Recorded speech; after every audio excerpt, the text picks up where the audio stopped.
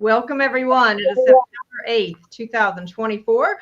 We are delighted to have you back with us. And we have our panel tonight, Jim Porter, Karen Elkins, and John Bonzel. We're also hoping to have another guest as we're working through that issue right now.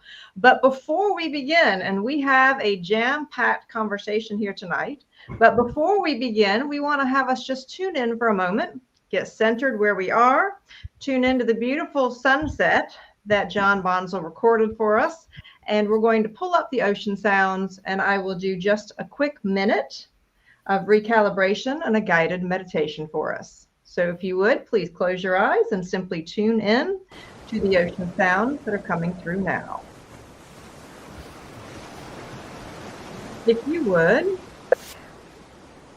just become centered down here into your heart.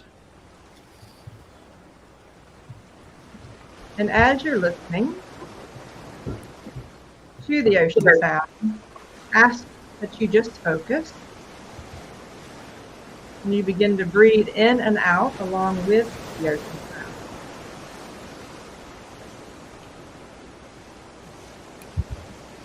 Understanding that the ocean is representative of the universal heartbeat. As you center your breath, breathing deeply in and out, be reminded that you also have a moment of every day tuning into that universal heartbeat. If you would center into your heart with gratitude, with love for yourself, for humanity, and for the journey that you're on.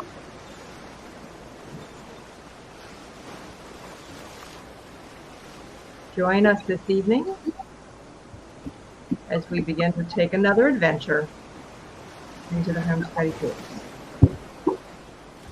When you are ready, feel free to open your eyes.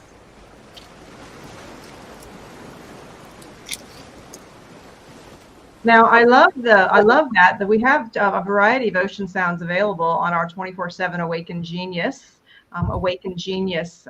channel there. And I wanted to do just a quick flashback right quick to Unit 1, because why do we start there with that first minute? Just takes a moment. Many people need longer to go into a deep meditation, but if you'll see here on the slides, others learn how to do it relatively quickly. And I wanted to remind us there, as we have this flashback here to Unit 1, that part of going back to that moment is this whole idea of decentration. Decentration, if we'll look at the next image. And so just wanted to remind everyone over there on page 63 of Unit 1, if you would please, just wanted to be sure that we're linking things as we go along. And I'm going to ask John right quick. John, can you give us the shortest description of what is that moment of decentration and how it ties into meditation? Well, if you look at the drawing on screen, that was a drawing that Vince Lombardi did when the Green Bay Packers won the 1960 Super Bowl.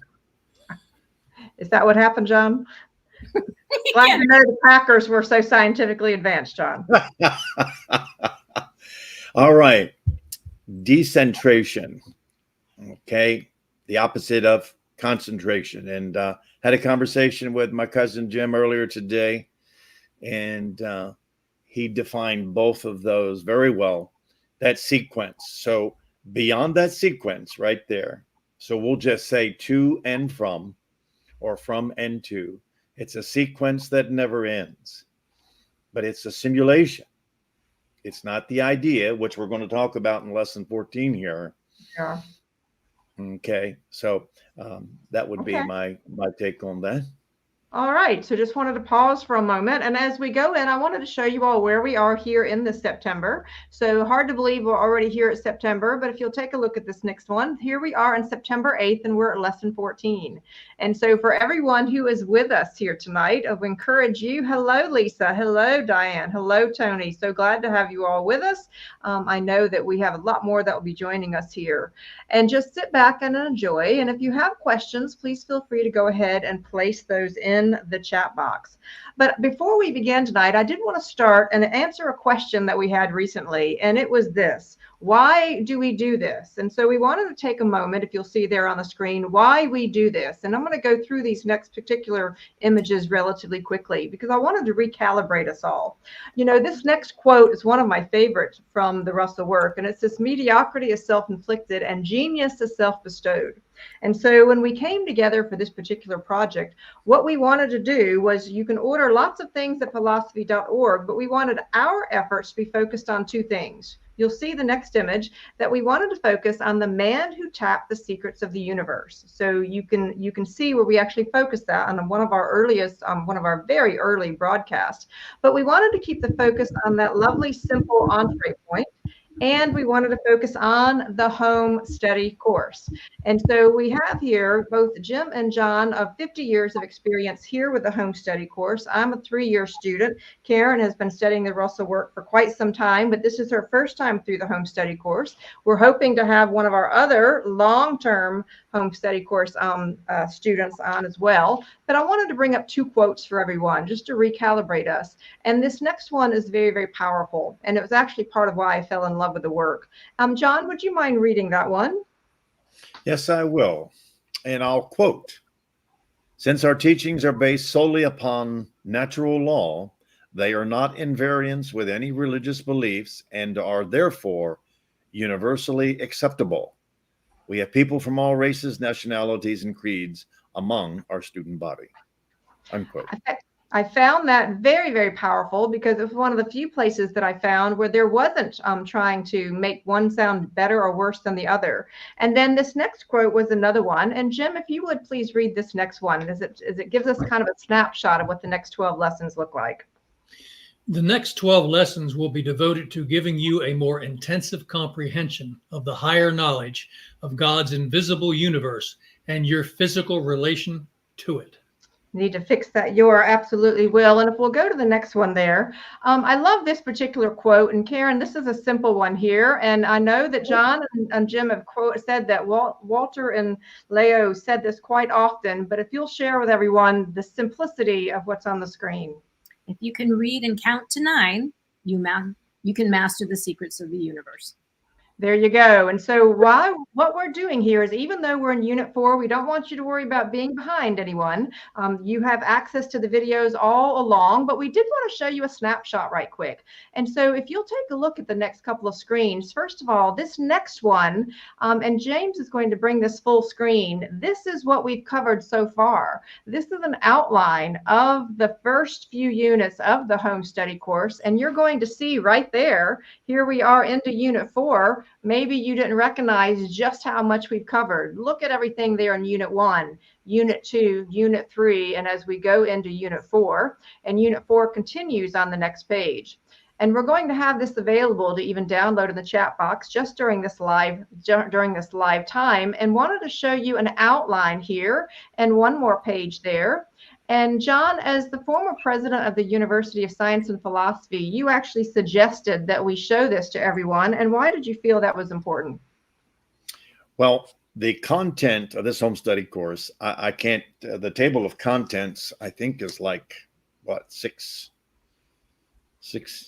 pages. Maybe you're just showing them the first two No, units. those are the 6 pages. Yep.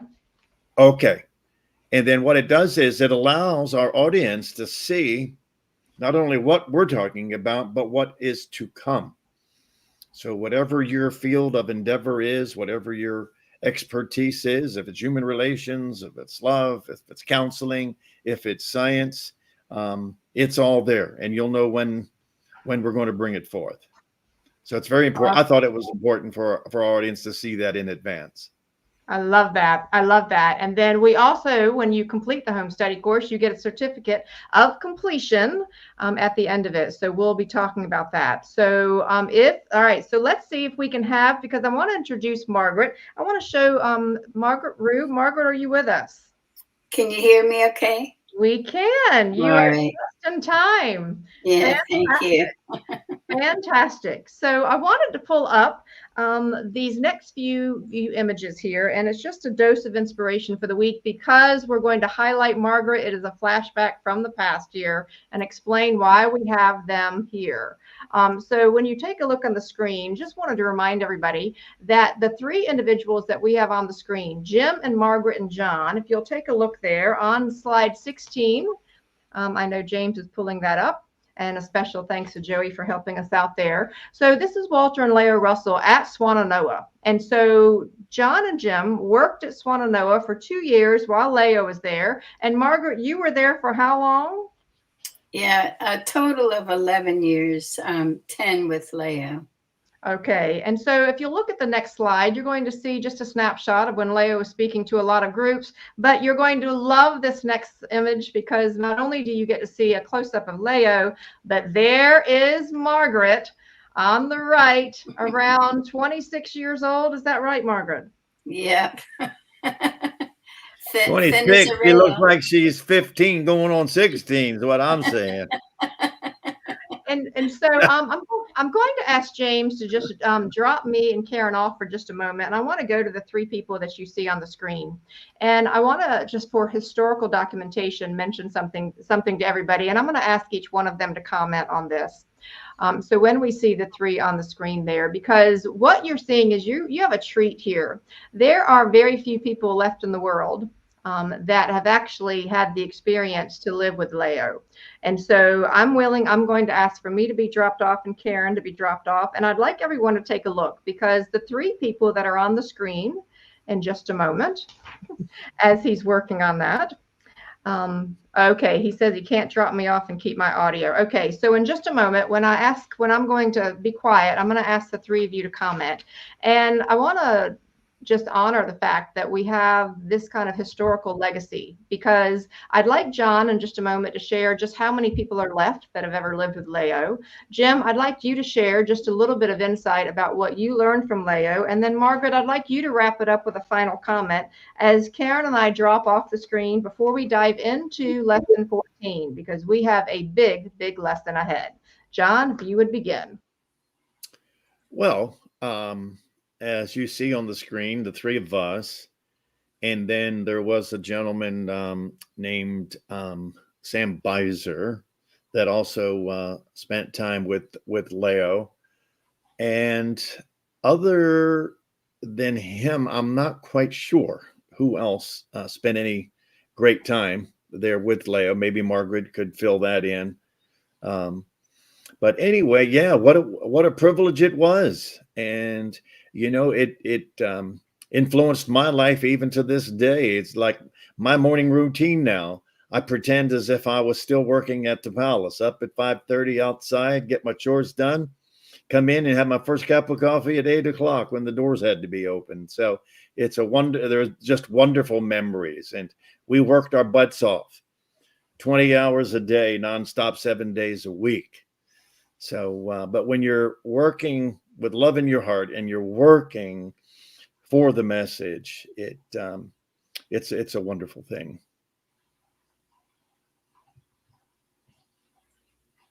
And Jim? My experience was also life-changing. It still is. I'm still learning from the wisdom of those two great teachers, Leo, who I knew, and Doctor, who I did not, through their works. And I agree that there were long days of loving service that John and I put in. But compared to Margaret and the other women in that palace, we were pikers. We'd be in bed at 10 or 11 o'clock so that we can get up early in the morning. And those girls would come down to their rooms at 3, 4 in the morning. Many, many times. Far more dedicated to the message than I knew how to be then. So give Margaret and the other women that were there at the time, Angela, and the few that I didn't meet directly, credit. Their dedication was endless and still is. There is actually, I think, 3 other people that we could mention. John Philip Simpson. He's from Lexington, Kentucky. And I had a nice conversation with him 3 months back. And he worked for 10 months for Leo. And Leo had invited him back the following year, but he had gotten married and wasn't able to do that, but he would have loved to. And then Bridget and Kevin Love, they were also on staff at the time I was there. But for me, I think what it really helped me with is a sense of invincibility and confidence. I think when you know that God is mind and you can't destroy it, and so it gives you a sense of confidence and invincibility. And I did work hard, but I loved it because I was imbued with purpose. I had read their material. I was just a teenager, and I was introduced to it by my physics teacher in Canada. And it was after I read the Atomic Suicide book that I wanted to come down and just extend my help so that Leah could further her work. So that was really my motivation. And I was there for a total of 11 years. It was 1977 through 1989. I was with her when she refolded as well. So that was a huge void when that happened. So, all right.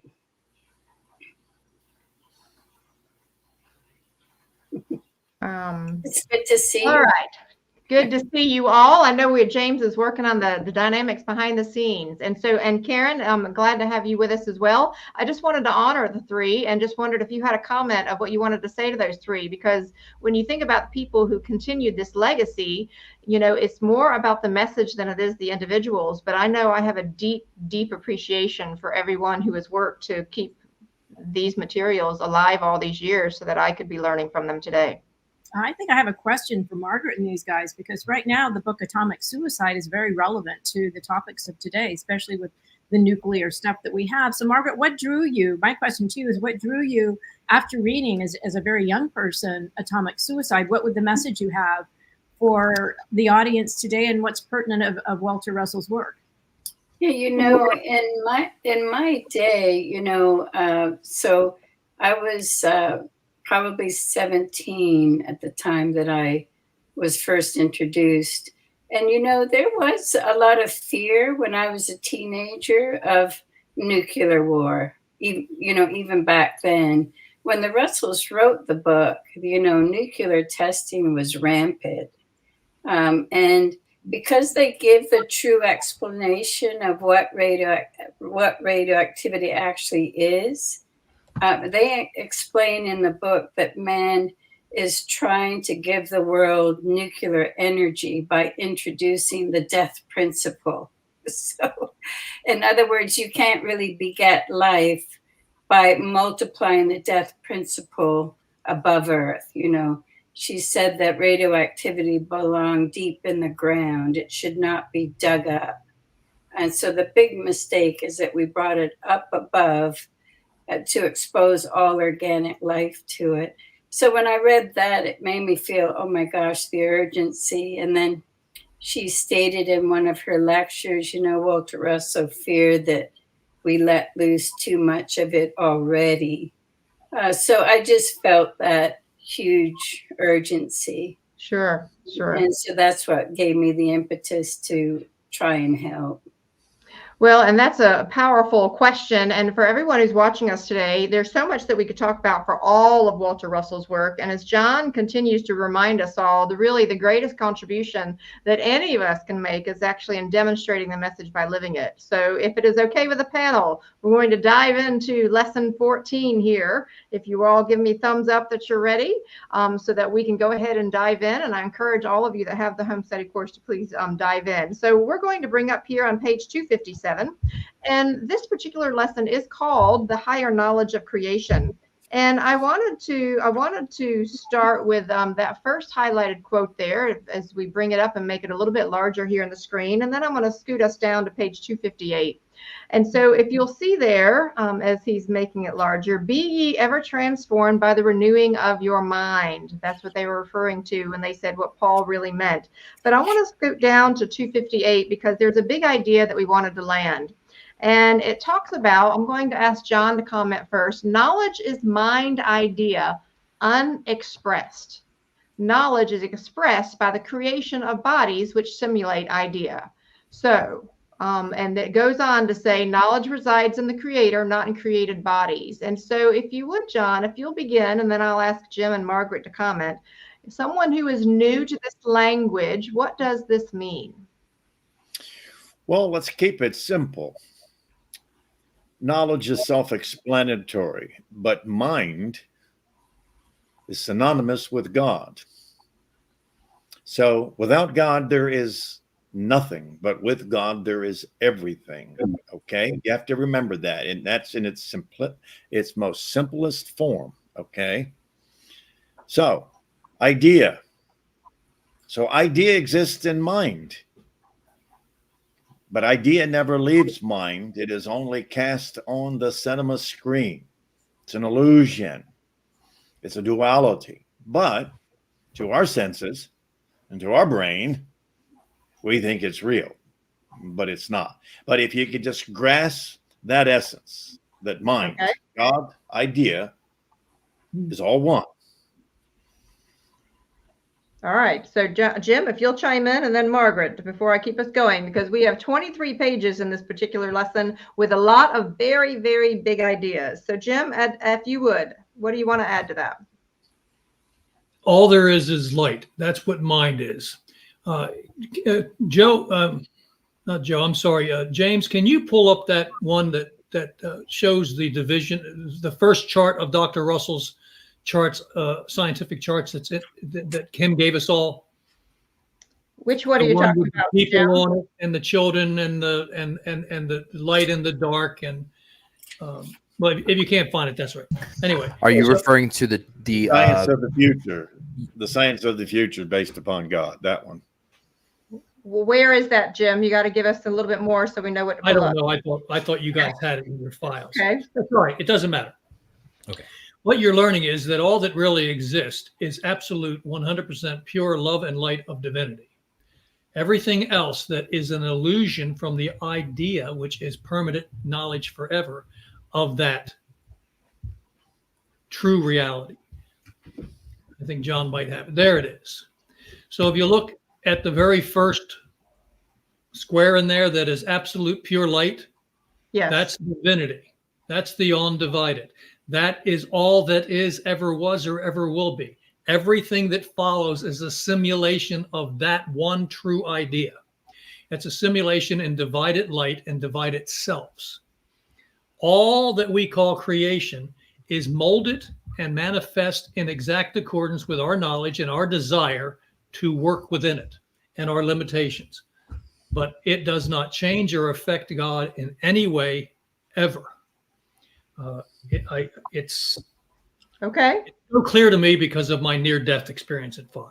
I went right to that light, and I knew the universality of that light, and I knew that it was all that there was, and I knew that my body self was an image projected from the idea of that light. And this is at 5. Okay. So this is why the Russells jumped out to me when I saw them. And then this will become your thinking over time. And you don't need to rush it. You will transform your thinking from your body as self to understanding that you are a universal self, and every other expressing body in creation is an image of the idea of your universal self. So excellent, well said. And what I want to mention to everybody who's new, so as a new student myself of 3 years in this lifetime, I actually have millions of years of studying these concepts. but in this lifetime, only 3. So when we go through the first section, I ask that you please just tolerate the fact that your brain might not quite get it yet, because as a newer student, it took me time. But the exciting thing that I want to encourage you all is by the end of this lesson, there's going to be some things that click into place for you. So hang tight. So before I hand it over to you, Margaret, I'd like to scroll down a little bit on 258, because there was another really important sentence that came up here in 258. And what it is this. It said, what then is the body? Our civilization is made up of bodies of men. These man bodies, this is on page 258, these man bodies have been created. Scroll up just a little bit there, right there where the star is. These man bodies have been created solely to manifest the idea of their creator.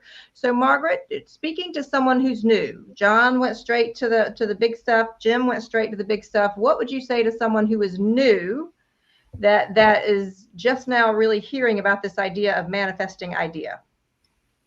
Yes, I think the way I like to think of it is all idea is within God. And as we become closer to God and concept, then we can also link in or create idea.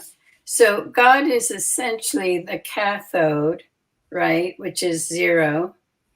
And the creation is the anode. It's the visible half. So there's an invisible and there's a visible. Now the visible is highly essential, because while we're in a body, that's when we express our God selves. Okay, so that's why it's critical that we are in a body. We have the privilege of expressing our God selves. And everything we learn in this lifetime is recorded and saved. And when we refold back into the light, everything is saved. And then when we unfold again in another life, we start where we left off. When I first got wind of that, Margaret, I was pretty excited, because I was like, I'm going to make the most of this lifetime. So I start the next one way ahead of where I really what thought I was. Yeah, because as you grow in spirit, you insulate yourself from everything that's unlovely, right? Okay. In other words, you grow exponentially. Just don't do anything crazy or unbalanced, or don't go out and hurt somebody. It'll set you back. Okay. So let's think for a minute. I wanted to mention what she talked about, invisible and visible. So this is one of my favorite parts of the Walter Russell work, is when he talks about the acorn. And within the acorn is visible. Okay, it is the sense, we can see it, we can pick it up. I pick it up off the ground when I'm hiking. But within this acorn is the invisible idea of the oak. Would that be a good way to describe it, Margaret? Definitely. And so we all have no problem understanding that an oak tree is in fact imbued within this little acorn. That's right. And see, it's the idea of the oak tree is in the acorn. But but okay. The body of the tree, right? The body of the tree is a representation of the idea, but the idea stays within God's realm. The idea is invisible, right? But the tree is manifesting the idea. So I think that's the best way to explain it, really. Okay.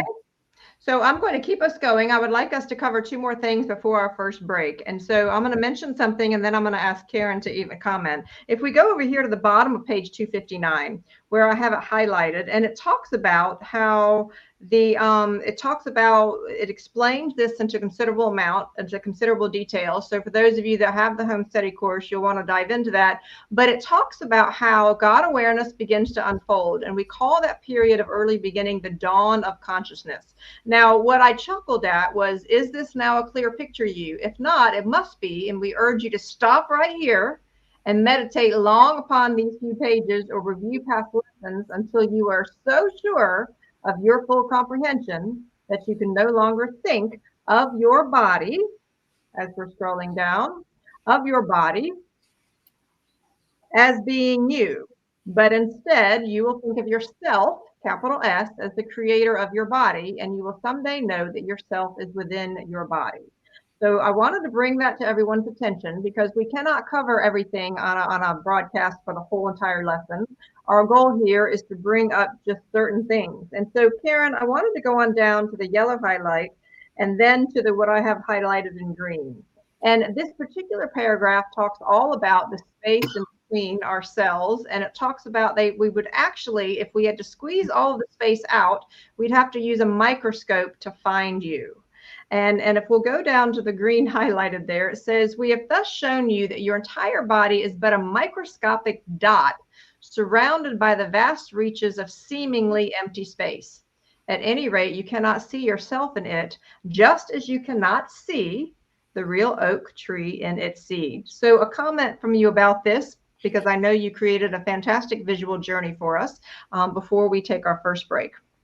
It's funny, this one is not in this current visual, but it will be coming. I think the one that when you and I presented at Tesla Tech, when you look at the universe is a vast bunch of dots when we look out.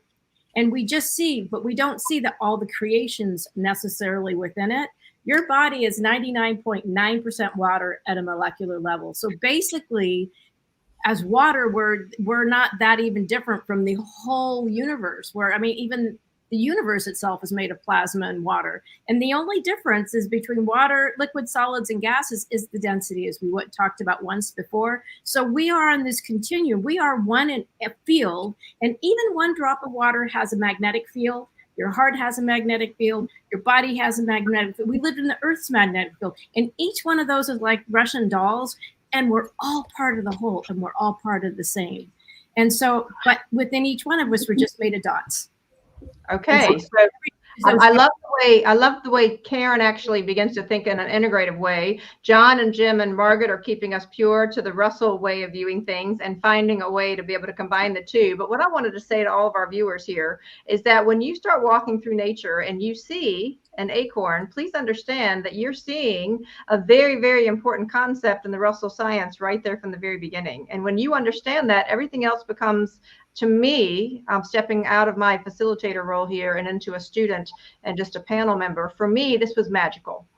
When I understood this going through the home study course, and I never walk by an acorn anymore without understanding that it is a microscopic version of some of the larger secrets of the universe that the Russells are trying to teach us. Is that a fair way to say it, panels?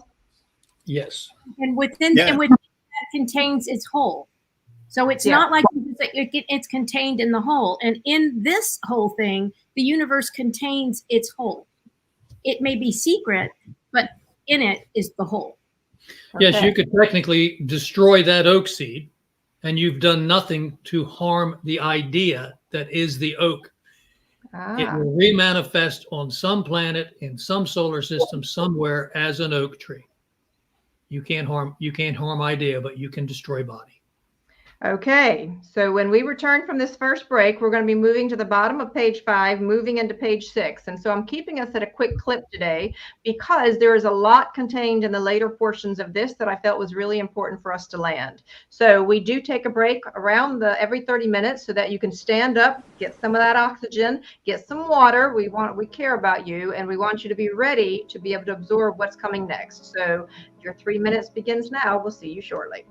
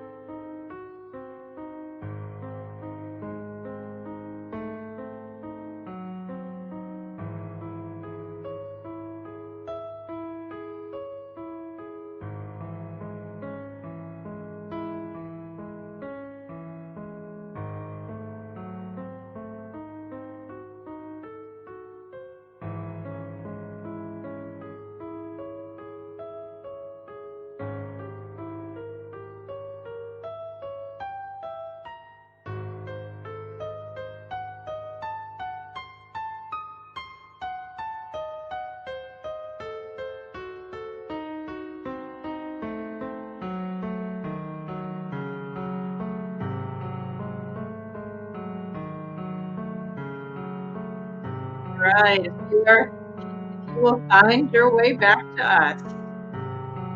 3 minutes goes by quickly. So I wanted to bring up the comment from Rebecca. So Rebecca, hello. So good to see you along with the others. And Rebecca says this: I just received my home study course today and will try to stay going back and rewatching all the videos starting number 6. So, all right, we're sending you a big hug, Rebecca. That is very, very exciting. Rebecca also is a graduate of one of the Russell experiences, and so we're thrilled to hear that there. Now, before we dive in with our panelists, I did want to do a quick student spotlight, and some of you that are listening might find this particular student spotlight really inspiring. So as we pull this up here, there is a student, his name is Brian Scott, and he has done some pretty remarkable work. Part of what's really impressed me is that as this work went into storage, and it was actually in storage for 20 years, there were people like Brian Scott. And if we'll pull this right there, we can see that, but I want to just let you know that what he's done is he actually did, for the first few lessons of the home study course, he read the home study course, and that is available on his YouTube channel. And so I have that on the slides there, where you can actually see Brian Scott's banner, but James can pull it up there if you'd like. I'd like them to see what they're looking for. But because I have a quote from Brian. I was just in conversation with Brian this morning, and Brian had this to say about Walter Russell. And so when we bring that up from the slides, that is actually on slide 22. And what he said was this. He said, Walter Russell is one of the most advanced spiritual and scientific writers I have ever encountered. Clearly, he was far ahead of his time.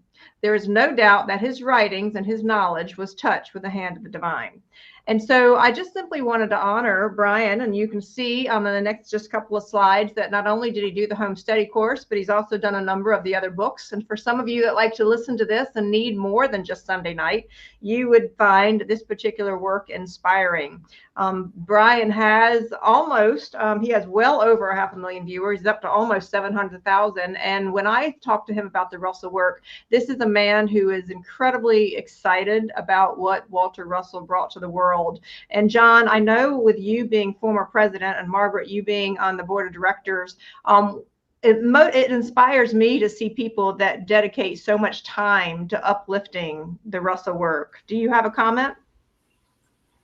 Yeah, it's good to know that there's more of us out there that are making their contribution to spreading the message. So it feels good to know that somebody's out there trying to do their part. Yes, Margaret? Yeah, and I would just add that, it's great that he's got like over 500,000, I think you said. Yes. And I would just hope they would all order the home study course and have it in their home. We're working on that, Margaret. Because, as the Russells said, every organization, they put an effort to give higher knowledge, but that organization also needs to be re-given. So I would hope that people that benefit from the material, it would be a huge asset for them to have the physical course in their home and in front of them. I love that. And in fact, Bonnie says, I love what Bonnie says here. She says, I listened to Brian Scott for my bedtime story. I've listened to a number of his videos. And in fact, when I asked him about what motivated him several months ago, but what motivated him to do it, he said, I was doing it out of a genuine love for the work. He said, but I got through the first few units and realized that I couldn't keep going because I needed all the visuals. And so he wasn't able to finish the project like he'd hoped. But to Margaret's comment, since this seems to be a good thing, I wanted to pull up a video clip, if we could, of one of our other previous students. And this was a gentleman named Tim Gillespie who came online, and John was a supporter of his work as well. And Tim recently refolded, is what they call this, because we cannot die. And much to what you just said, Margaret, I thought this clip from Tim and his memorial video, where Ken, who is not able to be with us tonight, but he interviewed Tim. And I thought Tim's point about making sure that he was giving back was very, very powerful. So let's roll that video since Margaret brought it up, and everyone just tune in because Tim was an incredible student that was so supportive of the work.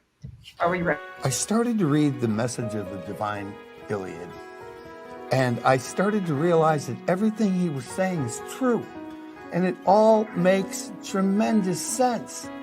And I was reading a bootleg copy of the book.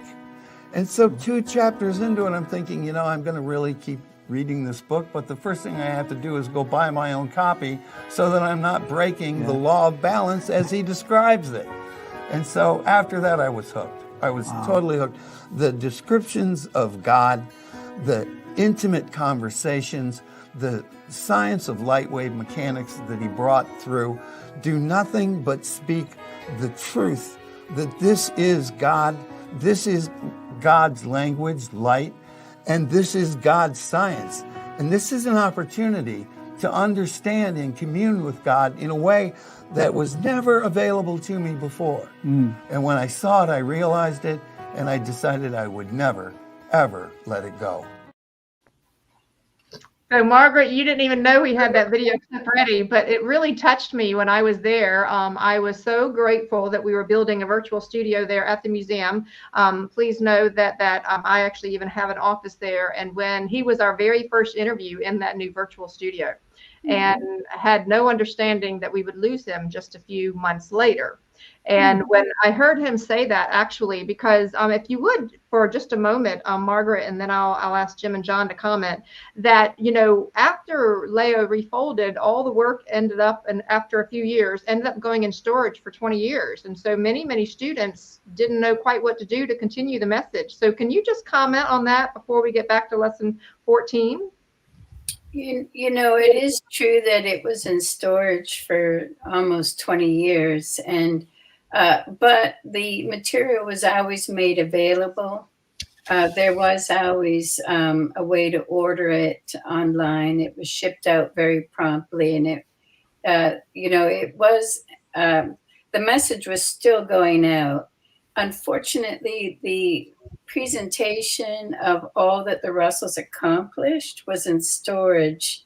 So when everything was on display at the big palace at Swannanoa, it was a tremendous display and awe-inspiring. And it was in a backdrop of a big marble palace. So that alone was a draw. When they walked in, then they saw all the sculpture and artwork. Then they met Leo Russell. So it was an excellent vehicle for extending the message. When it went in storage, it definitely stalled the growth of the organization. Thank you. John, if you would just comment on that, because I know that you also had a passion for renewing that and having people have access more to the work, because I think there were a lot of people who wanted, but they just weren't sure. And in all fairness, when you go back 20 years, we were still the kind of the infancy of early internet days. Right. Well, that was a dark period for the message, in my opinion. You know, to have the greatest message ever delivered to mankind being packaged up and boxed up and stored in a warehouse for 20 years. But you take Jim Porter and myself and his wife and a few others, we said this cannot stand. Right. And we put into motion a move to get this message back out to the world. And then the home study course that we are promoting today, as president, I made sure that the world got the original, untouched, unedited version of the home study course. So people will get the real thing now instead of who knows how many different versions are on the internet now. So. All right, so that's what we're after. And Jim, just a final comment, because then I'm going to have us go into lesson 14 here. I just wanted James to show right quick, but so many of this, because this is an act of love, the fact that the work is now available, and that's exciting. That's part of what inspired me. And I want to say a gracious thank you again when we think about the legacy of what we have here. Jim, you know, you were also part of this, of actually helping to moving everything there into that museum, and what an act of love that was. You have a comment? Yes, it was an act of love, and it was also a beautiful act of awareness on the part of the board at the time that this message did need to come back out again. And just want to go to the homepage, James, just that one picture of the museum. Okay, go ahead, Jim. And so it was an act of love, and that's what's, I think, very Well, exciting. of course. So we conveyed to them our willingness, along with Matt Presti, who was paramount in making this happen, that we would be willing to give the time and effort to bringing the museum back into life again. And Bill Cranwell, high-ranking member of the board, and the others were in support of that. So it's not a finger-pointing moment. It's a moment where a group of people came together Yes. who have equal love for the message and decided to bring the message out of the storage and back to the world, because it doesn't belong to us or any individual. Yeah. It is left to posterity to uplift the world. And that's what our point was. And I really want to second that, because I know the impact it had on me. But Karen, you had studied the work for a while, and then you had a chance to come to an actual program, the Russell Experience. And so can you describe for everybody just that first moment of when you first walked in the museum? And then everybody else, we're going to the bottom of page 260. Well, it was nice to, when I walked in, it was absolutely lovely. I think John was playing the piano, which was pretty spectacular, and set the background for this amazing sculptures and pictures and science. And the fact that you could actually go and see and witness it and experience it firsthand was absolutely lovely. And the experience I had was with Kimberly, and Kimberly actually set the tone by inviting people not just to see it, but to witness the different science techniques so that we could actually embody it. So I appreciate that, Kimberly. All right, and so we continue our journey together here on the bottom of page 260. And so I do want to bring up to you that it says in later units, we will diagram the invisible mind universe and the visible motion universe. So everybody, if you would, that's listening in, if you would just let us know you're still there, you're hanging with us here, because we want you to know that as we go into this, it's going to make more and more sense. So I want to scroll down here to the page 261. And it talks about, we further define and explain God's holy law of mating. Okay. And so if we would, John, if you'll read that first paragraph, and then we're going to go ahead and continue down to that second paragraph, if you would. Yes. We further define and explain God's holy law of mating. All through these lessons, we have accentuated the idea of sex as the basis of creation. We use the term, the divine Trinity, which we wish you to think of in the same terms as the undivided, which I will say is God, mind, the divided, which is matter, which is motion, which is idea made visible, and the united, which is a return to mind and to God. All right. You want me to read the... Please go ahead down to the next paragraph. All right. You are now prepared to comprehend the higher meaning of sex. The lower meaning of present-day man is that sex is an act of cohabitation for the planting of the seed, for the production of a baby, a bear cub, or any other form of life. That is a timed event. Nature's meaning of sex is the eternally permanent and timeless continuity of father and motherhood. The baby and the bear cub must grow. They must be nourished. Motherhood is timeless, and every interchanging action and reaction of fathers and mothers of creation is as much a part of nature's sex relation as cohabitation for the planting of the seed is a sex relation. Okay, so a quick comment here from Jim, if you would, and then I'm going to ask Margaret, because we have a lot to go into the next page on page 262. Quick comment, Jim. Well, they said it to me in the sentence, every action, every interaction of all people and in all stages of life and all expressions is a sexual interchange. And if it's loving, based, and balanced, it creates beauty. And if it is not, it creates disruption. It's that simple. Okay. Margaret, you want to comment before I continue to page 262? I think the divine Trinity, the undivided, the divided, and the united, I see of it as the undivided is the zero or the cathode. The divided is male, female. So it's always male, female. Or, it's a polarity and a potential. And then when they unite, they also multiply. So like even idea. So in the visible realm, it's everything is being multiplied.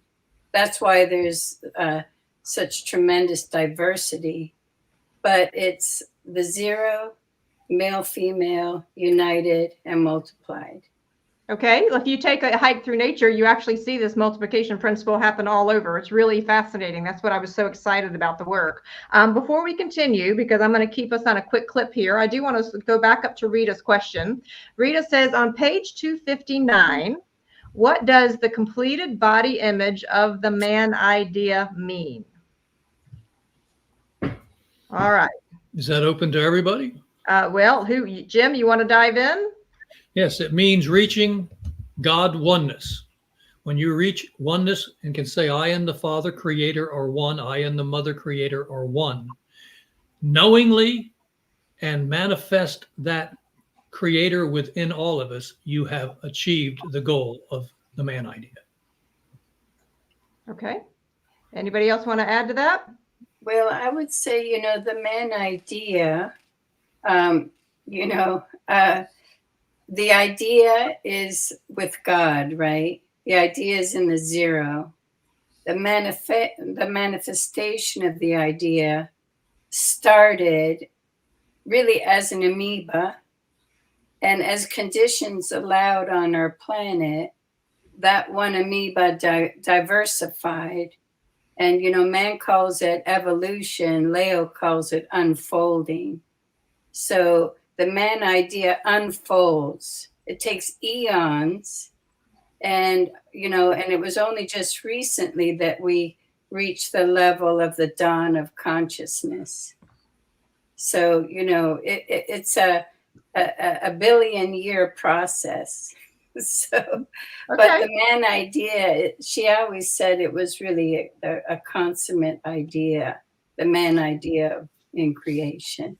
And when she says man, she means man and woman, of course. Man and woman. Okay, so I'm going to keep us going. I'm going to have a scroll down to 262 because there's a lot to cover in this one, and it's all going to come together towards the end. And I know this incredible visual journey that Karen has for at the end. So if we'll go to the top of page 262, and here's scroll up just a little bit, James, before the black circle. Okay, so one more sentence up, please. All right, it says, nature is purposeful and quickly reacts to destroy that which violates her purposefulness. The pagan mind believed, therefore, that sex was an evil thing because of its violent abuse by man. Throughout these early centuries of abnormal sex practices, the belief in evil of sex crept into the entire race, so much so that the doctrine of the original sin grew out of it through the Adam and Eve pagan fable. So just I'm going to step out of my facilitator mode, and this has been something that for me, as someone who was beat over the head with this growing up, all we have to do is look at the back of any one of our technologies, the one that's predominant, and we are constantly reminded all the time that women were responsible for the fall of man. So please, that is my personal opinion. And this is something that has really been heavy on my mind because this is part of what really appealed to me about the Russell work. So if we'll scroll down here, and it talks about where you'll see I have the blue on the right and the red on the left. And so, John, if you would please start here where it says history records several such messiahs of virgin birth. Yes. History records several such messiahs of virgin birth. The very fact that the human race has made sin out of God's one holy law of father and motherhood, with its love aspect of giving and re-giving through rhythmic, balanced interchange, and its one light wave created process of division of the undivided, through the purpose of uniting divided pairs, indicates how primitive the human race still is. Amen. I think this is where we should conclude the lesson, and we'll pick it up next week. All right. So now for someone who is new to this kind of conversation, if they have any kind of old hangups around this subject or what they've been trained in, I want to mention to them that what they're talking about is how this plays out in nature across the board. If I may, Kimberly, I'm so Please. glad that you did the red and the blue. I did. Yay, So I get points. That was Russellian bingo, you noticed. Yes. So if people will start associating the terms that we're using here, right? So father is red and the mother is blue, and it's that constant interchange to and from, that rhythmic balanced interchange of to and from. is the balanced sex principle of the Creator. And without that, there's nothing. Nothing. All right. So you're right. And I'm going to ask us to jump ahead here. I'm going to have James pull up a slide right quick because I want you all to notice that's listening in. Give me a thumbs up if you're still hanging with us because we know these are big. But I want to go back to an image that's actually described in Unit 10 that you've already seen this in previous videos. Okay. So what's so beautiful is that there is a tapestry that is woven with this work. And so, John, this is what you were speaking of, correct? Yes. So what Yes. happens with resilience, with people who study this work, is that by the time they get through all 12 units, there is this whole picture of how all of these pieces fit together. Is that a fair way to say it, Margaret? Yes, definitely. Okay, so let us keep going here because I want to go down to the bottom of page 262, and then I'm going to ask Jim and Karen to chime in here. So what it talks about in this particular section is that light waves and sex are one. God created this universe, and remember that they refer to God as the universal one, as the creator. So you use the term that's important to you. He created the idea of father motherhood, and he created material bodies to manifest love through father motherhood. If we'll scroll down to what I've highlighted in green, and it says this: you will see how utterly unnatural it is to believe that God's expression of love in nature can possibly be sin. So let's scroll down right quick. There's a lot that you want to study on your own here. Okay, but I'm keeping us quickly because there's so much important information here. It says you hear thanks, prayers of thanks in every church and home for the food God gives us. Every mouthful of food thus given is produced through the sex uniting process, which creates the wheat, millet, corn, meat, milk, fish, fowl, and the many varieties of fruits. Not one species of animal or vegetable is virgin born. Jim, can you chime in about that, please? Well, it's just a simple fact, and it is this virgin birth idea is a pagan belief, and it's because of their belief that sin was an evil act, and that sex between two people was an evil act and therefore tainted. And out of an evil act in their minds, something as graceful and beautiful as a Christ-conscious being cannot possibly come. And they were horribly misguided in that, and it's caused war and death around the planet ever since it was adopted.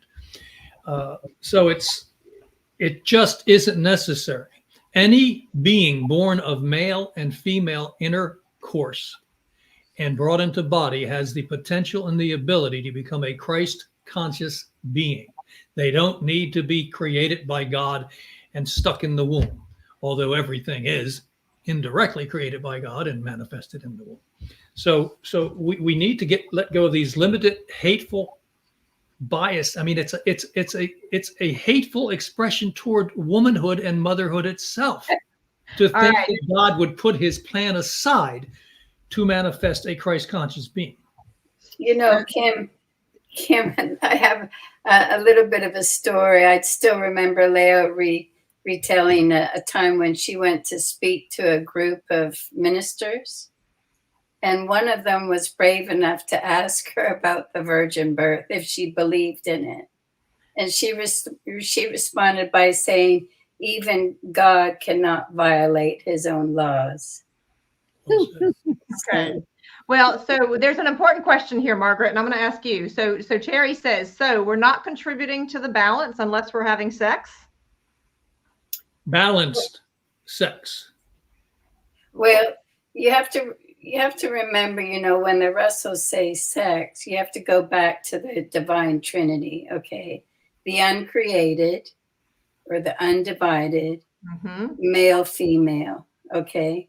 So male, female is simply, it's an interchange in everything, in business life, social life, marital life, you know. So when the Leos say sex, they're not saying physical sex per se, you know, they're saying simply interchange.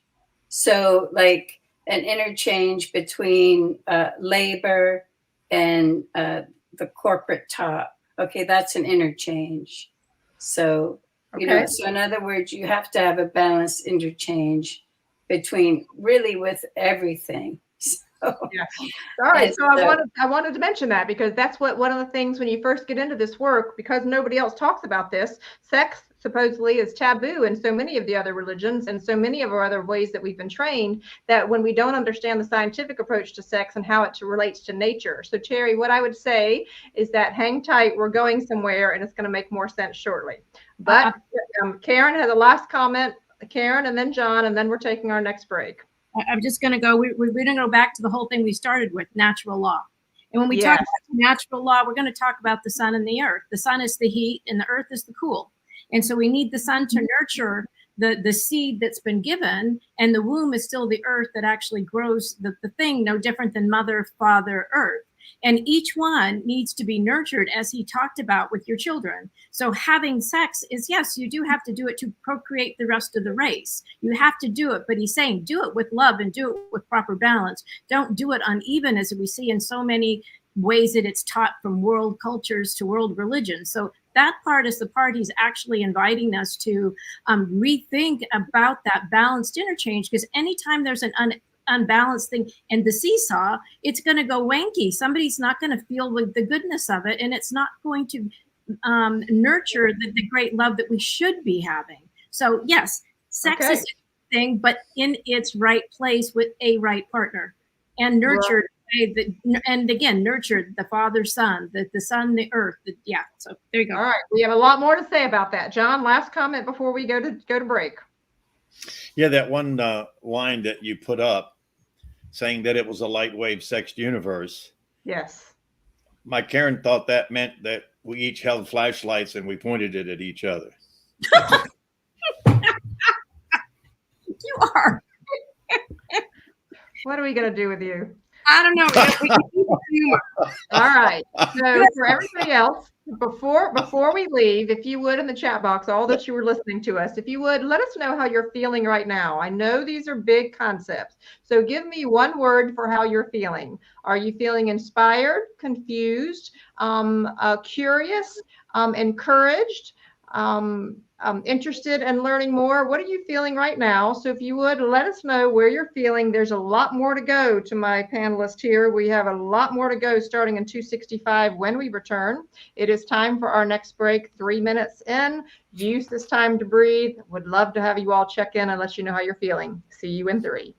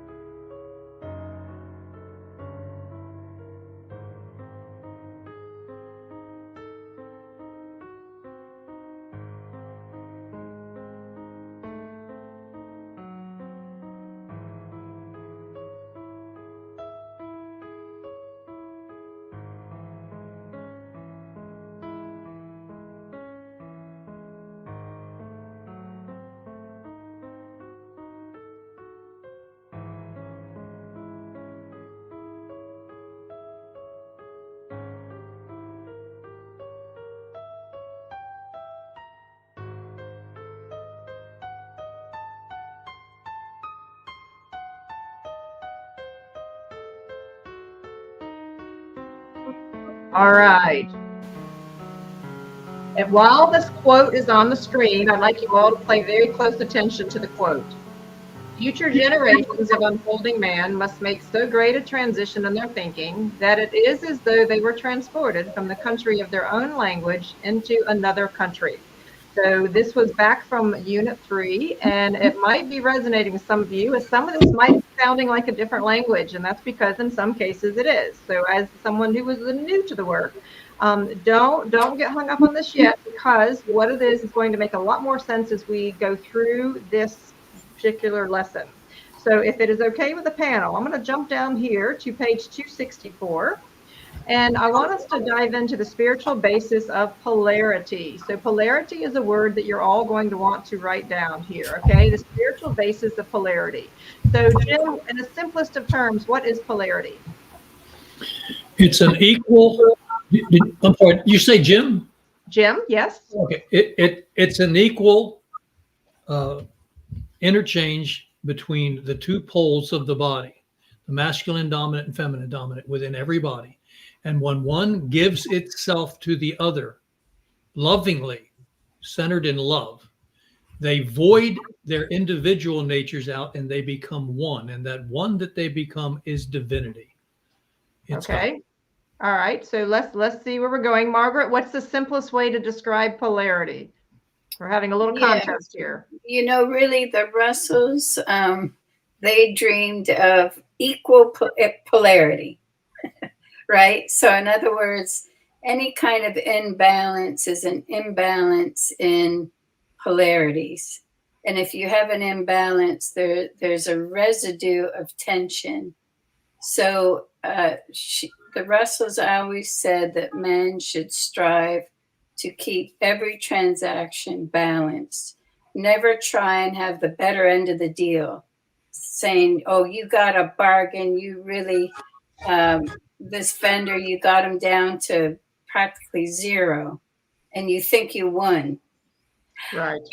That's an unbalanced action and it's unfair. So in other words, you want every transaction between purchaser and vendor to be equal so that there's no tension in either party. You don't want to overpay, you don't want to underpay, you just want to be fair. All right. So I'm going to keep us going because I'm taking us on a path here. So notice where the yellow brackets are. All of the troubles of the world lie in that one cause: breach of the law of polarity, which upsets the balance of every transaction between divided pairs. Okay, divided pairs. And so let's scroll down a little bit. And I want to go to the highlighted sentence that's towards the bottom of this. And it talks about how that all the world is just a repetition of just that one part of it. One part of this. Let us picture the effect of the minister's little section of it by imagining 500 or more seesaws placed in a field. Everybody get that in your imagination. Jim, if you'll show your seesaw. Everyone, in case you haven't seen a seesaw lately, we want to just remind you what it looks like. You probably maybe rode one as a child. A seesaw is an excellent example of polarity or sex division. John, if you would read the next few sentences as we begin to further describe what this issue around the seesaw is. All right. Will James be scrolling down for me? That is why we choose. Let's continue there, John. Scroll up a little bit, James. That is why we choose. All right. That is why we choose this example. It is important that you realize and recognize that similarity. A seesaw divides the one balance of its fulcrum into two extended balances, which must be equally balanced in order to unite and repeat. Jim, hold up your seesaw and point to the fulcrum for everyone. No, the fulcrum. That's it. Fulcrum, that is where God is. That's where the undivided is. All right. And then when that goes into motion, there you have the sex balanced interchange, male, female. Maybe we should put a little red paint on one side and blue on the other. And that's all there is. And that's all there is. But all power, all motion, all idea comes from mind, comes from that fulcrum.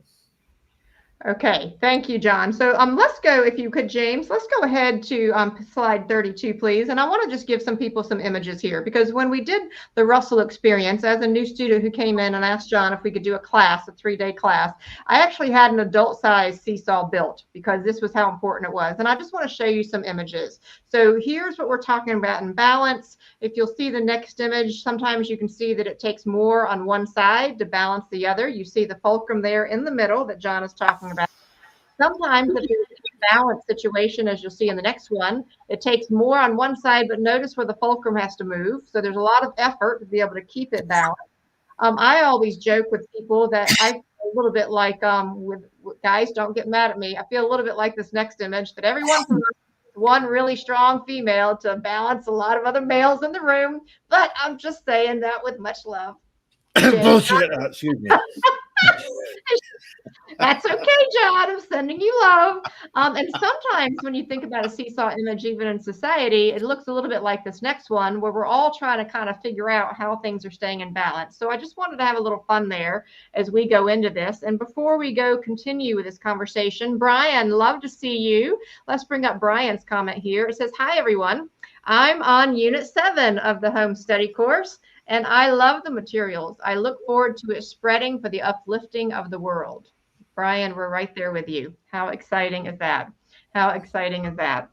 And so as we go to page 265, I wanted to continue. Margaret, can you see the screen? Can you read what's there and circled in the green, please? Yes, and she was referencing a minister had indicated that 70% of his parish had come to him with marital problems. Now, if you pick out 500 equally balanced pairs of children and youths of various ages and weights and put pairs of equal weight on these 500 seesaws to interchange their balance with each other, they will be in the same condition which nature is in regard to balance interchange. They can continue to manifest the universal Trinity by dividing the undivided and uniting the divided forever and ever in the balanced rhythm of eternal nature. All right, very, very powerful. So if we could, they go on in the next paragraph and they talk more about some of the examples that I just showed you about how do you balance things. And I want to scroll down to where it's highlighted and below, and it says this. So what Margaret was just saying, the latter example pictures the condition referred to by the minister and his church group, a true picture of all life, whether marital, business, social, economic, or civil. The whole world is divided into a very few pairs which interchange equally and find happiness, and very many pairs which find anguish and misery by their unequal interchange. And so before we continue, let me ask our participants, have you ever felt that in any relationship of your life, whether it was personal, whether it was business, whether it was family, whether it was community, have you ever been in an unbalanced interchange? Haven't we all?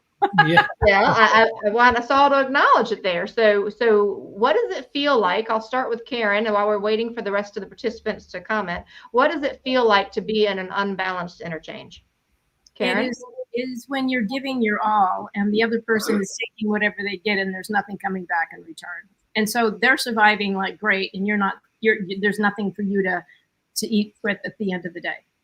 Okay. John, what does it feel like to be in an unbalanced interchange? Pardon me. Well, Briefly. kind of hurtful, actually. Yeah. And it's just an extension of what Karen was saying. You know, you're giving, you're not being re-given in like and in kind. And so after a while, you kind of go, wow, right? And so you kind of give up, get tired of it, and you move on to the next venture. Okay. Now I would like to hear from more of you as participants. Jim, what does it feel? Feeling being, I want to get to the heart of this. What does it feel like to be in an unbalanced interchange? Well, it creates tension and residual leftover feelings that are not dealt with. And we all have it going on in our life at all times and at all levels. The secret, the way to avoid these tensions is to give out only love and loving thoughts to your fellow man, even when you're not getting the same back. The simplest thing to do in an unbalanced relationship that you are incapable of finding balance in is to remove yourself from it. If you cannot remove yourself from it, then be loving and supportive to the best of your ability in it, and hope that circumstances will remove you. But these things in life are, this is the learning process. I have always marveled at how easily I can see the imbalances in others and how hard it is to see the imbalances of the guy in the mirror. So we want to contemplate a great deal on that side of it too. Okay, very, very powerful. So I want to mention some of the comments here. So Lisa mentioned that's what sex was to me, an unbalanced interchange. Totally relate to that in the past, Lisa. Judy says definitely unbalanced. Deb says it feels exhausting. Rebecca says it feels drained, depleted of energy. To me, it's very sad. To me, it was the experience was it begins to rob you of your life force. Yes. So whether that is with a family member or whether that is with a community member, whether that is someone you're working with in the work relations, when you don't have that even balanced interchange. But I want to bring us all, and I want to breathe healing into this conversation as we continue. And notice what Karen says. Karen says, I want to know what it feels like to be in a balanced interchange. Tell her to come visit me and I'll share that with her. So let's bring that up. So this is very, very powerful. And so I want to give kudos to Ken, my magnetic partner, who will be showing you the video where I reveal how it happened. But I've learned a lot in this past year about what it feels like to be in a balanced interchange. And it is very different. And when you think about this, part of what I feel is so powerful about the Russell work, now that I'm stepping onto my panelist hat here, is that the world is in a deep need and there is a thirst for balanced interchange in our communities, in our schools, in our healthcare system. And part of why I believe that humanity has reached this point of desperation is that we really don't know what that feels like. We don't understand what that feels like. Margaret, does that resonate? It does. And I have to say, when you're in an unbalanced interchange, you feel used. Yeah. So, and I've had that professionally. I've been in that kind of situation where my clients were unappreciative of the level of effort I put in a transaction. I've been a realtor for over 20 years. And you get to the point where you want to fire the client, because you don't, mainly not because of the work, but because it's unappreciated. Yes. And so, and then relationship wise, I've been fortunate in that I've always had good relationships. They haven't been stressful relationships. But I can't say I've met the perfect one either. So, Well, but you can have very good friendships and relationships, and you have a good interchange. yes. But there are other people that are users, and I've learned this now because I've been used, in the past. And so, but I learned from that experience. And Leo always said, you do not have an experience you do not need. Yeah, I know that, Margaret. I don't know about you, but I'm tired of learning. I don't know, just saying. But here's the exciting part about the Russell work is I focus us all back on 266. So take a look at what's at the top of 266 here, because the way for us to address the imbalance in the world is for us to figure some things out for ourselves.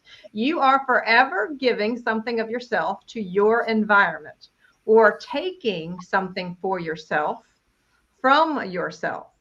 And then in the yellow brackets, it says the sum total of your happiness and misery is dependent entirely upon your ability to become an equal mate to any other mate. This is not just romantic, that you attempt to unite with for interchange. So John, a quick comment on that. As we're talking to folks that are new here and understanding that this interchange, because this was something very important that you described to me in that first year when I worked with you all, is that this balanced interchange is in all relations in society. I'll never forget this. Leo gave me a quote, and she said, Johnny, She goes, it's the conversation after the sex that's the most important. So, but what I want to say to people is that it's what you have in common with each other that determines that joyousness and that loving feeling towards each other. You know, the science thing that we've all been taught since children, that opposites attract, is just simply bullshit and has nothing to do with natural law. So look for commonalities in a future mate or in a relationship, whatever it is. And if they don't add up, you just need to move on and get out. All right, so I'm going to keep us going here, folks, because we've got a lot more to cover. I'm going to go ahead and go past the bottom of the hour just to give you all heads up. If we'll look at page 267, and I'm going to ask the panel to raise their hands when they feel like there's something really important for them to say here. But on page 267 is this. It says all people, as highlighted there, if we'll go and continue, all people and all nature are continually and perpetually trying to divide the undivided one into equal pairs and unite those equal pairs into one. Okay, and so scroll down to where the star is, and it says, and I want to take us back to this is why we do the meditation at the beginning like we do. An illustration of our meaning of equal dividing and equal uniting can be found in one's breathing. That is an action-reaction interchange of nature, and it takes place without mental decision. Such an interchange must be balanced, lest you die.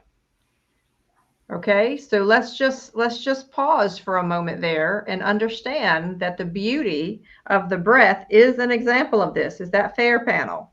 Yes. Absolutely. All right, so let's scroll on down to page 268. 268. And so please understand, for everyone, that we're only covering some of the highlights. It talks about how polarity in nature is always balanced, okay? And as we advance into the units, we'll be going much more into the scientific explanation of this.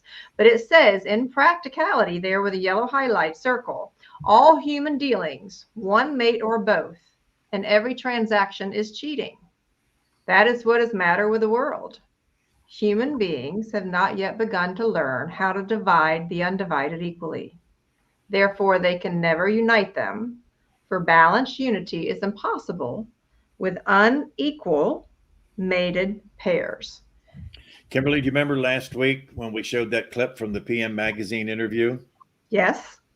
And you remember Leo saying that the most prominent pollution is human relations pollution. And that's what came to mind when you were reading that paragraph, is that man, you know, it's not that man's not trying, but man is still young. He's still ignorant of God's laws and ways and processes, but eventually he'll come around. I mean, look at Jim Porter, for example. Look how he's turned out. That wonderful godlike human being. See, he finally got there. That's the goal, right, Jim? Yeah, I'm waiting for the other shoe to drop though. You know, Kim, I have something to add. You know, how we always try and create equality. I still remember a lady telling me that she created her husband. In other words, he would never take the trash out. He would never do this. He would never do that. So she did it herself.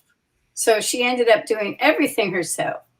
So in other words, she was doing 80%, he was doing 20%, but she kind of created that because she didn't have the patience to wait for him to do it. Oh. So if she asked him to take the garbage out, maybe it would take 2 days.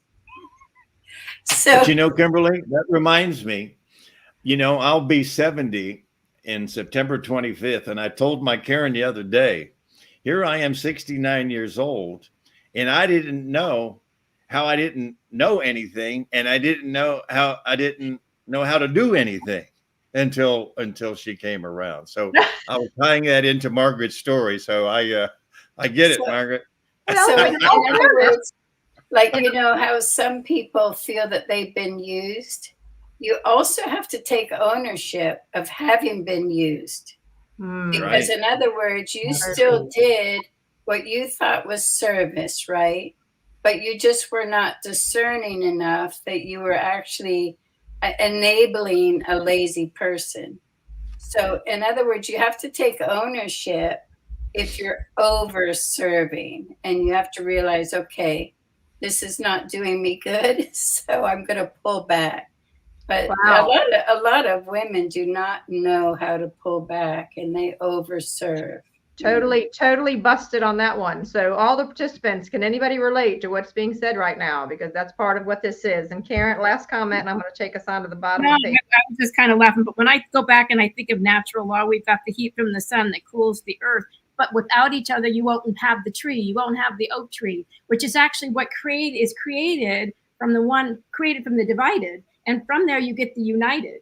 And then you get to see that the sun gets to look down and go, wow, look at what I did and look at what we did together. So then the expression of the sun is actually expressed, but it was from the earth. And together, they've created something that is really beautiful. But if the sun gets kind of mad and he's a little too hot, it could wither. And if it gets too much rain, it gets this. So giving a little bit too much of sun, giving too much of water, everything needs to be in balance. So that's why there's seasons. So it's kind of me, when you look at natural law, it just balances it. It does give you things to look at. It does. Very, very powerful. So Brian has a comment, and I appreciate your vulnerability, Brian. Brian says, to be honest, as much as I think I want God or the divine, I have to admit it is a struggle for me to like my fellow man and want to have a friendship with them. Am I really ready to meet God? So Brian, as someone who actually wanted to live as a monk on a mountain by myself for a long time, I really appreciate that. I totally, and I think that's genuinely part of the lesson here. Last comment, John, before we continue with bottom of page. I wanted to just drop Brian a little seed, is that once Brian realizes that he is God, then that little challenge that he has in front of him will be a lot easier. And I want to jump in here real quick and say, Brian, there's nothing that requires you to like your fellow man. You're only asked to love your fellow man. And also project his gifts of what he's there to give. He's got a seed within him of something that is meant to be manifest and to be shared. Okay, so we have 8 minutes. I'm going to give us 8 minutes to finish the next 8 pages, dear ones. So if you would, Miss Rita says this: it can be tricky when living in a system that encourages competition instead of collaboration and cooperation. Rita, the wisdom of what you're saying is profound, and it is very important. I'm taking off my facilitator hat and stepping in as a panelist. It is very important for us all to remember that we are living in an inverted system, an inverted matrix. My expertise is in systems thinking. This is what I do for my paying job for corporate. And what you were talking about, and what I am so excited about the Russell work, is I believe the Russell work can help right some of the inversions that have been accepted as normal in society. So that is part of the devotion of why you see us doing what we do here. And so to keep us going, there's always so much to be said, but for the panel, we have approximately 8 pages and 8 minutes. Hang with me if you would. Important things that we need to land. So on the bottom of page 268 in the purple circle, it says, which is the most important of the following? Whether a man knows how to build a better machine than was ever yet built, or 2, whether a man is a good friend, citizen, and neighbor, or a bad one. So I'm laying that there because this is going to be important for our next lesson, lesson 15. And if we'll scroll to the top of page 269, they often referred back to a comment by Edwin Markham. And what did that quote say, John? In vain do we build the city if we do not first build the man. And that is what this home study course is designed to do. Yes. Is to build the man, and hopefully the result will be an everlasting and wonderful civilization. So if everyone who's listening to this, either live tonight or in the future, if you would hold that vision with us here, because I love what they said in this next paragraph. Of what use are better techniques in the making of a better engineer, doctor, inventor, mathematician, historian, or industrialist, if in so doing we also build greed, avarice, lust for power to conquer, or desire to take more of the fruits of such techniques for oneself? So very, very powerful stuff here. And so I want to go ahead and scroll down here to 270. Now, please understand that when they go into this next particular paragraph here, it talks about we now exemplify rhythmic balance interchange in nature. Okay.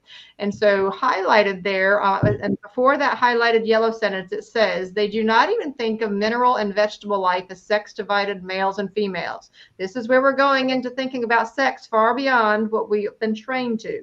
We have now reached a point where we desire to have you think of all creation, notice creation is capitalized, as divided pairs of males and females, okay? And we scroll down, and while I didn't use red and blue for this section, John, I did use green and orange, so I was staying on the spectrum, okay? Red and orange are as much male as man is. Blue and green are as female as woman is. In other words, this entire, actually, I have it on the wrong side though, don't I, John? Dang it. I tried so hard. Ugh, bam. All right, so I'll get it right. We play a little Brazilian bingo as we go through. In other words, this entire universe consists solely of male and female bodies, which unite to live and to create life, and divided to die and be reborn again. Now, I want to go down to the highlighted part in the bottom, and the highlighted sentence. And this is important for us all because as we see gender reveals in society, I want to make this note. Science deeply errs by using symbols like these, plus and minus, to symbolize equally. So, John, if you don't go that one yet, James, I don't want to blow people's mind. We're going to kind of gently, lovingly skip over 271 in our last bit of time here.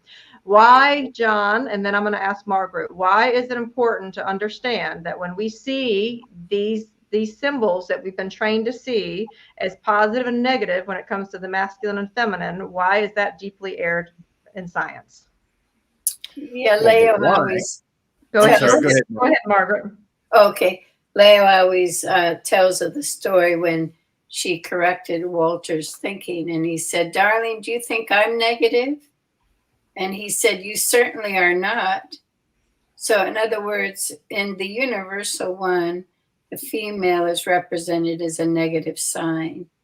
And so that correction was made really by Leo, and Dr. Russell indicated she was right. So in other words, they're both a positive charge, but they are conditioned differently. So one is male, one is female. I would say one might be anode and one is cathode. It's a motion between the two, and one becomes the other. So in other words, it is a constant interchange, but it's two pluses interchanging perpetually. Okay. So I want to bring something up to everyone who's listening here. We live in a matrix that is inverted. We have been taught that blue is for boys and red is for girls. According to the science that's been referred to here in the Walter Russell work, that is backwards. Very important for us to remember that. So the female, if you will see there on the right, is with those colors of blue, and the red is the masculine on the left. And notice how in this particular illustration that's in Unit 10, we'll get into that much later, it is both positive, as we referred to what Margaret just said. Anyone have a brief 60-second comment before I keep us going? Well, what I will say, Kimberly, is that man, even though he has it backwards, the principle of the sexed interchange is still intact. It's just that they need to get the colors right, and they need to understand what's happening there. And there is no negative. There is no negative. And the reason I'm bringing this up, John, is because when people first start learning the Russell work, it is contrary to the way they've been taught. And that is because we live in a matrix that has been inverted in many ways. And so once we understand this work and we go through the home study course, what I found is that then I'm able to reconcile what I then learned in the world, and I bring it to a point of a greater understanding so that I can learn even more about the secrets of the universe. You see where I'm going? Yes. Okay, so that's why I'm bringing this up, because I think it's really important when you work with people like Jim and John and Margaret who have lived this for their entire life. They are blessed to live this for 50 years. The rest of us, okay, did not. And so we have a whole lot more to unwind than these three, which is why I pick on them lovingly at times to say we've got to keep bringing it back to how other people will see it, because they see the world. They literally have a very, very different lens to see the world than all the rest of us. It's a powerful lens, and you will see that this is very powerful because I see the light in so many people that have studied this work. Karen, quick comment before I take us to 274, please. No comment. Okay. Thank you. And so 274, I would like to go to where the blue highlight is I'm trying to get us to one really important point before we finish up. There's a lot more in this particular lesson, but let's go on down here to 274. Continue down to the blue highlight. And so in there it said, if man would but learn nature's way of balancing her transactions, we could have a perfect civilization tomorrow. But as long as man divides unequally, and then takes the larger half instead of giving equally, he will never learn the long lesson, which is the purpose of creation. And so as we scroll down here, part of the power of why we're doing this every Sunday night is it talks about how the light that they have within them, referring to the men and women, they can give to other men in the measure of their power to give, while the illumined ones can give in their greater measure. God perpetually talks with every creature in the measure of its ability to comprehend him. Instinct is a small measure, but inspiration is a large measure. Okay. And so, John, since due to time here, we've got a lot of talk about light waves here. I want us to skip down to page 277. And James, I'm going to ask you, because it's a better picture on slide 27, please, to go to this. This is on page 277. And I want everyone to understand what this visual is, because it is a foundation to the Russell work. And so James is going to bring up the slide because the pictures turned out better than the scan did. And so we have 4 slides here. We have this, right there on that one. And John, if you will explain what is collectively on there. And then I have 3 slides that divide this into the 3 different images there. So wrap this up, please, with this lesson. There you go. The undivided, God, mind. The divided, male, female. Next slide, James. And then the united is the seemingly divided becoming one again. And that sequence can happen once in a billion years, or it can happen 6 trillion times in a second. Just think of an oscillation of those rings going in and out, divided, undivided, united, divided, ununited, united. And that's all that happens in the universe. That's it. That's the natural sequence of everything that is in the universe without exception. Okay. All right, Jim, you want to comment? And then I'll ask Margaret as we wrap up here. Well, my comment, let me try and be very brief, and I will try. Thank you. If you look at a corpuscular unit of light, which Dr. Russell talks about in the Universal One and the Secret of Light, that comes in and out of existence 364,400 times a second.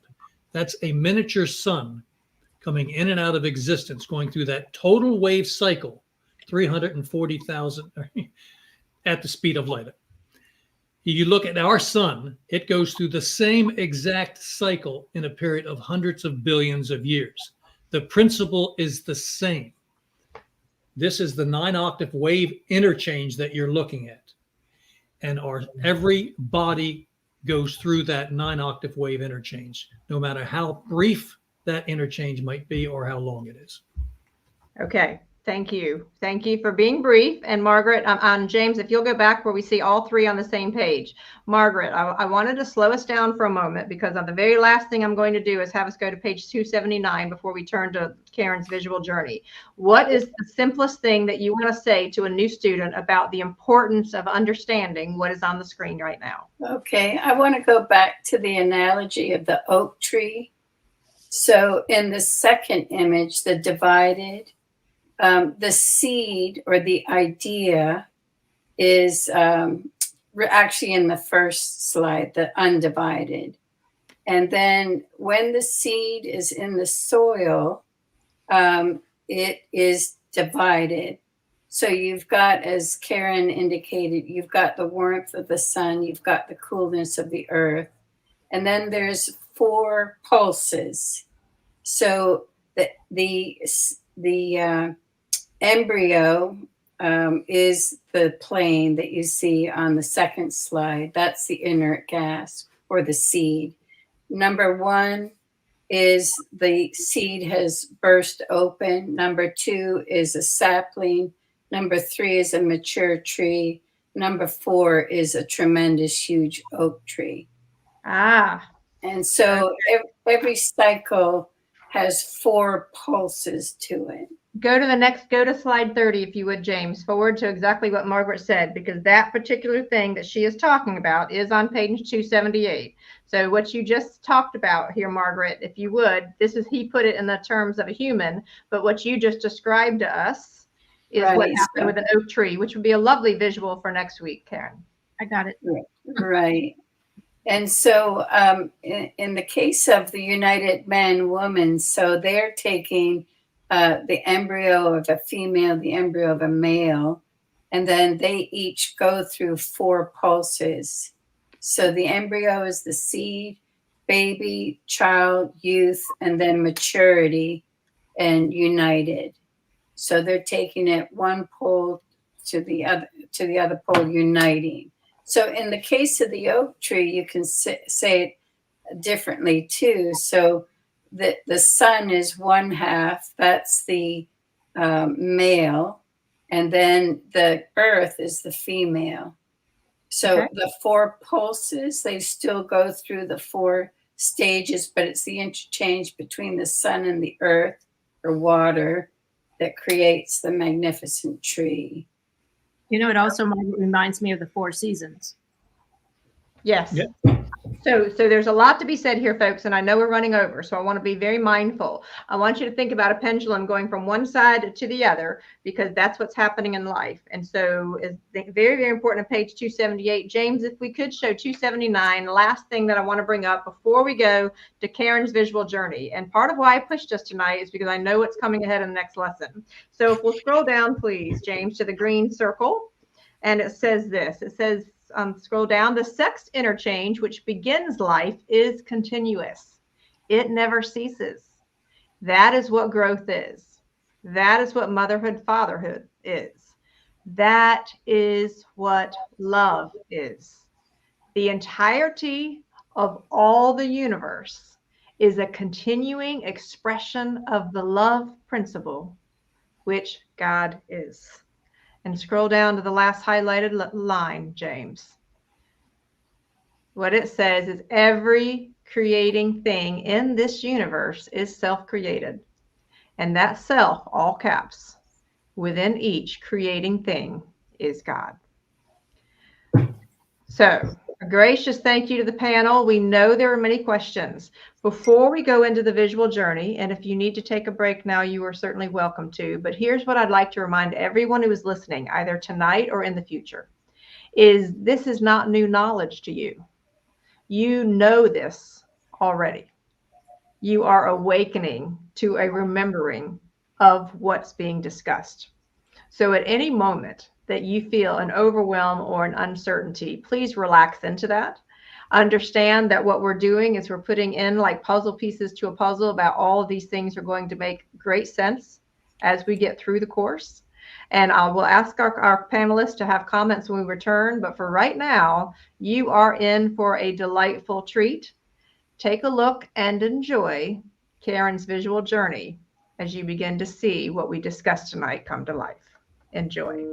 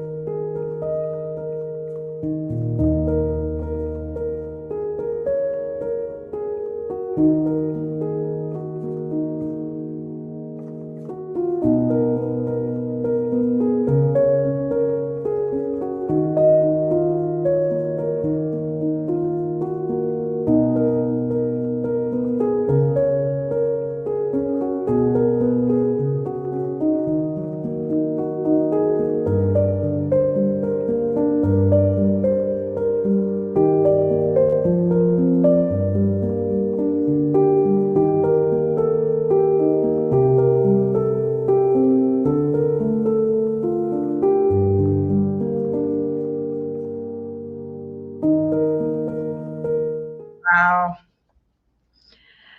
Now we recognize that is a lot. Do remember that all of these visual journeys that Karen so lovingly gifts to us are on the website, are on the YouTube channel, and there'll even be a playlist with all of these. And we know that there is a lot that is intertwined in that. When you rewatch these in the future, you can hit pause, you can stop the video, and you can meditate on anything that needs to be said. So as we are wrapping up here tonight, because I'm very mindful of where we are, John, you had a thought about the video. You're on mute. I am. Oh, there you go. I thought it was wonderful. It was beautiful, and it was to the subject at hand, and that was to me the most amazing part. So thank you, Karen. Well done, honey. That was actually the one before. So this one I'm glad I haven't done yet. And the reason is Margaret made a few comments that I hadn't pieced together. And so this next one will be kind of fun for me to do because because I totally get that. And so thank you, everybody. So it's almost like I'm a week behind in a way. Sometimes I'm a week ahead, but thank you. Yeah, I love it was such a nice summary of the whole lesson. I was going to say that, the Russells were very brave in the way they phrased. They indicated that Adam and Eve is a pagan fable. That's daring to say that because you can estrange a lot of religious people. And then also in the earlier lesson you discussed last week, when Leo indicated in the home study course that Christ came to save us from the belief in sin. So he didn't come to save us from our sins. He came to save us from the belief in sin. And so really, when you really embrace that and step out of the pagan mythology that we've been taught, I was raised Catholic, that it's a renewing of the mind. When you realize that you're accountable for your actions, for your sins, it is recorded in your soul seed. When you're accountable, you can create your own life. You can create a very balanced life. And you do learn in the living of life, which is why Leo says it's a drama. But you really want to embrace the drama and create a nice balanced life, in every department. So that's really the renewing of the mind. If we could step outside of the pagan beliefs, it's so ingrained. And as she indicated in the home study course, clearly 2/3 of the world still believes in these pagan beliefs. Well, so it's important for us to understand part of what the power of this work ties into what Lisa Treater said. She said, I never had a balanced mother and father to teach me. Life was very chaotic. And prior to that, Lisa also commented saying that I wish I'd learned all of this much earlier in life. And that is the sentiment that I had as well. And so for everyone who's going through here, anytime that you step into something that makes you uncomfortable and you're not sure what to do with it, we say go back to unit 1 and meditation, and you have a conversation with yourself and the divine, however it is that you define it, because this is your journey. It is a home study course because it is your journey. And so final thought on that your journey aspect, Jim, before I share with everyone just a few upcoming events. Well, it is an individual journey. We've said it many times, and that communion with Creator on, I would suggest, a daily basis is important in you establishing that communion that is necessary for you to become aware of that divine source that centers you. It's practice. It's like learning to play the piano. The more you practice, the better you get at it. And so now we all have a visual when you're out there walking, and the next time you see an acorn, you've just tapped into one of the most important lessons. And the next time you're by a park or you see a seesaw or perhaps go build one for yourself, then there you are. When I was doing the Russell experiences at the museum, the wisdom I kept being given is creation is child's play. And it goes back to that comment at the very beginning, is if you can read and count to 9, then you can master the secrets of the universe. Since we are late on time, I want to be respectful. It's just a couple of things to share with you on the event. So last time we mentioned that there is now a live YouTube video on, and we'll place it in the chat box as well. But I want to encourage you, for anyone who has faced addiction or have family members who have faced addiction, Ken did a remarkable job in July talking about how balance is the antidote to addictionism. And so just a reminder of just how powerful he has spent a lifetime of integrating the Russell work with his work on the steps as someone who has been in recovery for 33 years himself. Very powerful personal story he shared. There is an upcoming event in the end of September, as you'll see there next on the screen, September 28th and 29th. I will be helping to MC that event. It is in Waynesboro, Virginia, for anyone who would like to come there. Another robust opportunity to simply continue the conversation. And so to remind you of where we will be next week. Okay, so we encourage you to keep up the pace if you are able to. So next week, September 15th, lesson 15. And this is all based on the need of character, and that will be a very robust conversation. And so if you would have a chance to read up ahead of time, come prepared with your questions. That's one of our favorite things to do, continuing the legacy of Walter and Leo. And I wanted to say a gracious thank you to Margaret for joining us once again. Margaret, we have offered her an extended invitation that whenever her energy and ability is aligning, that she can actually be with us there. So if we'll go back to the panel, a gracious thank you, Margaret, for offering your wisdom and your insight. Any final words as you say goodbye to everyone here tonight? The one lady that said she wished she'd had it earlier, she should be grateful that she has it now. You know, life is a process. Sometimes I wish I'd had different parents, but it's like I keep going back to what Leo said. You know, it's not the experience itself; it's what you learned from it that's educative. You know, so I always be grateful for where you are. The fact that you're increasing in knowledge and awareness—that's the journey, and be grateful for it. If I had to sum up the home study course, I would sum it up in 4 words: turn your light on. Very, very powerful. It's an incredible tool. Right now, the home study course is on sale. It is on sale for only $200. So there is a reduction. And for those of you that need a monthly payment, please be sure to check that out. We have the link below. And what we're doing is just simply supporting this and supporting the message. And here, as we end here tonight, sending you all out with much love, this is exciting, because you and all of us right now are right here straddling between the past and the future. And right here in the present, we have an opportunity to change the course of human history, and inviting us all into a more balanced and more loving world. And I don't know how better way we can say that, because I, just like Karen said earlier in one of our participants, I can't wait to see what living in a balanced interchange world is like. Much love, everyone. We'll see you next Sunday.